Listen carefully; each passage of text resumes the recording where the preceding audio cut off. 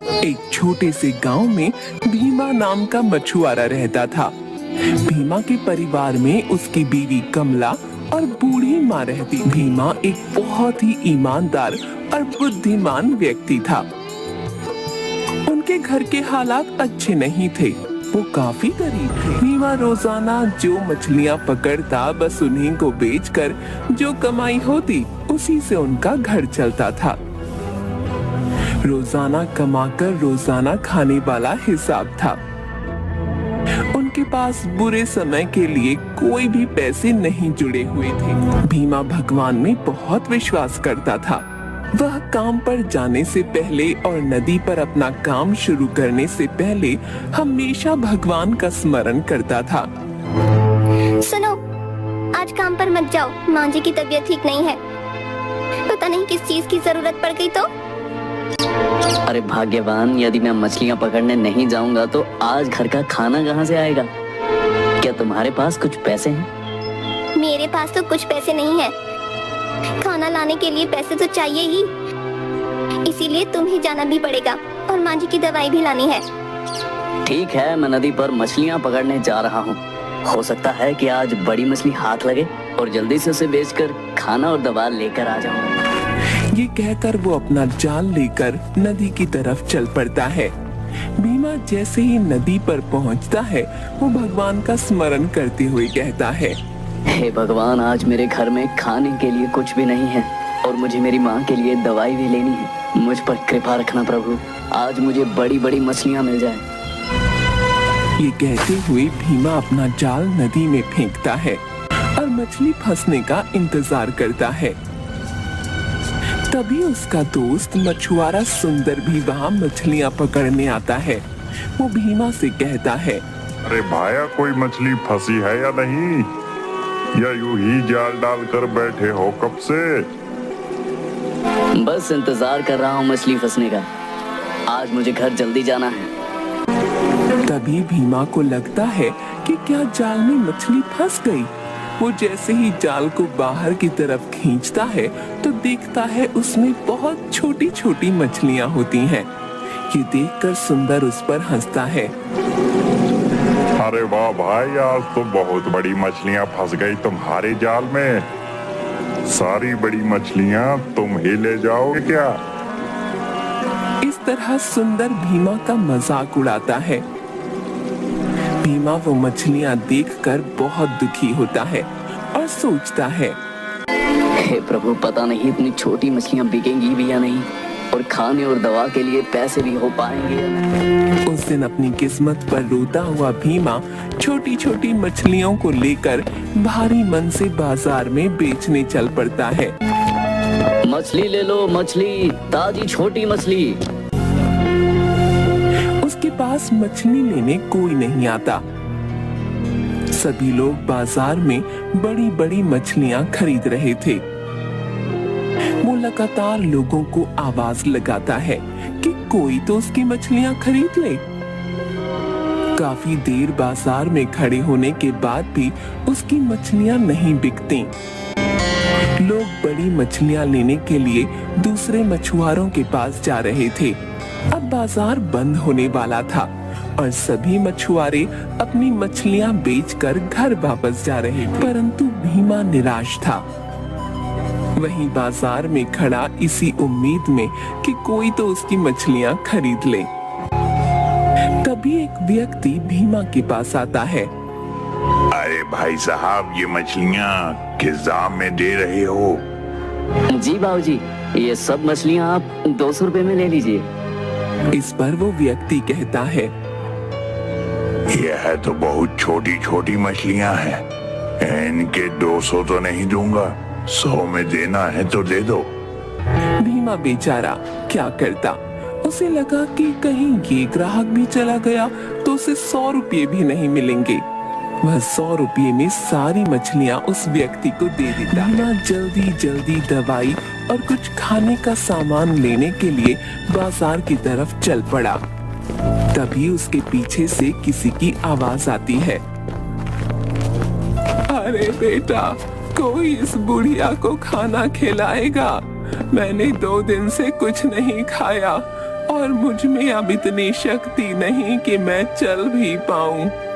भीमा पीछे मुड़कर देखता है तो वहाँ एक बुढ़िया बैठी थी जो देखने में बहुत कमजोर और बीमार लग रही थी। भीमा को उसे देखकर दया आ जाती है। आज उसके पास पैसे कम थे, परंतु फिर भी वह बिना मदद किए आगे नहीं जा पाता और उन पैसों में से थोड़े से पैसों से उस बुढ़िया को केले खरीद कर देता है। बुढ़िया भीमा से कहती है, बेटा तुम बहुत अच्छे हो, तुम्हारा दिल बहुत बड़ा है। यहाँ से कितने लोग गुजरे परंतु किसी ने मेरी तरफ मुड़कर देखा भी नहीं। तुमने मेरी इतनी मदद की और मुझे खाने को लाकर दिया। तुम्हारा बहुत बहुत शुक्रिया।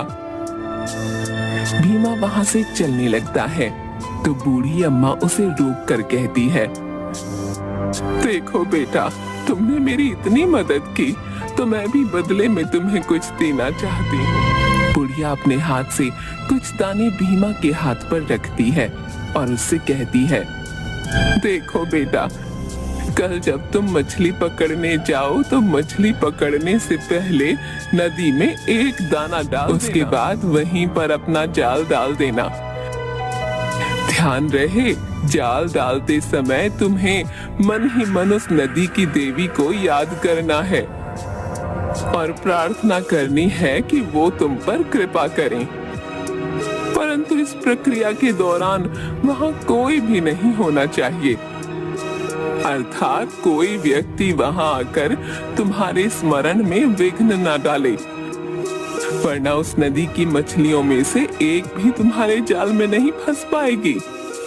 यदि पहली बार में ऐसा होता है तो तुम्हें केवल एक मौका और मिल पाएगा। तुम दूसरा दाना डालकर फिर से यही प्रक्रिया दोहराना, पर याद रहे वो तुम्हारा आखिरी मौका होगा। यदि तुम सफल हो गए फिर तुम्हें जो मछली मिलेगी वो तुम्हारी किस्मत बदल देगी। भीमा बुढ़िया से वो दाने लेकर अपने घर की ओर चल देता है। घर पहुंचते ही भीमा अपनी पत्नी कमला को खाना और माँ की दवा देता है। भीमा कमला को बुढ़िया वाली सारी घटना सुनाता है। कमला सब कुछ सुनकर हैरान होती है और भीमा से कहती है, यह तो बहुत अच्छी बात है। क्या पता ये दाना डालने से कल तुम्हें बहुत बड़ी मछली मिले और खूब अच्छे दाम पर बाजार में बिके। अगले दिन भीमा वो दाना और अपना जाल लेकर नदी की तरफ निकल पड़ता है। नदी पर पहुंचकर वो भगवान का स्मरण करता है और उस दाने को वहाँ नदी में फेंक देता है। वो मन ही मन सोचने लगता है, हे भगवान, आज मेरी मदद करना। जैसा कि बुढ़िया ने कहा था, मछली फंस जाने के बाद आज मेरी किस्मत बदल जाएगी। मुझ पर कृपा करना प्रभु। तभी जाल में हलचल होती है। भीमा जाल को बाहर खींचने लगता है, परंतु उससे जाल अकेले खींचता ही नहीं। तभी सुंदर वहाँ आ जाता है और उसकी सारी मेहनत पर पानी फेर देता है। सुंदर बीच में ही बोल पड़ता है, अरे भाई, क्या कर रहे हो? लगता है बहुत बड़ी मछली पकड़ने की तैयारी है। भीमा को उसे देखकर बहुत निराशा होती है। वो समझ जाता है कि अब उसकी सारी मेहनत खराब हो गई। जब तक सुंदर वहाँ है, कोई मछली उसके जाल में नहीं फंस पाएगी। तब अचानक नदी में जोर जोर से लहरें उठने लगती हैं और नदी के ऊपर कुछ मरी हुई मछलियां तैरने लगती हैं। ये नजारा देखकर भीमा बहुत चिंतित हो जाता है। यदि सारी मछलियां मर गई तो अनर्थ हो जाएगा। उसके हाथ कोई मछली नहीं लगेगी और बूढ़ी अम्मा का दिया हुआ वरदान उसे नहीं मिल पाएगा। सुंदर को जल्दी भगाने के लिए भीमा कुछ सोचने लगता है और भीमा के दिमाग में एक तरकीब आती है। वो बड़ी चालाकी से सुंदर से कहता है, लगता है आज नदी का तूफान और ज्यादा भयंकर रूप लेगा। इससे पहले यहाँ हमारी जान चली जाए, भागो यहाँ से। सुंदर ये सुनते ही अपनी पकड़ी हुई मछलियां लेकर घर की तरफ दौड़ पड़ता है। भीमा भी उसके साथ भागने का नाटक करता है। अब भीमा के रास्ते में कोई रुकावट नहीं थी।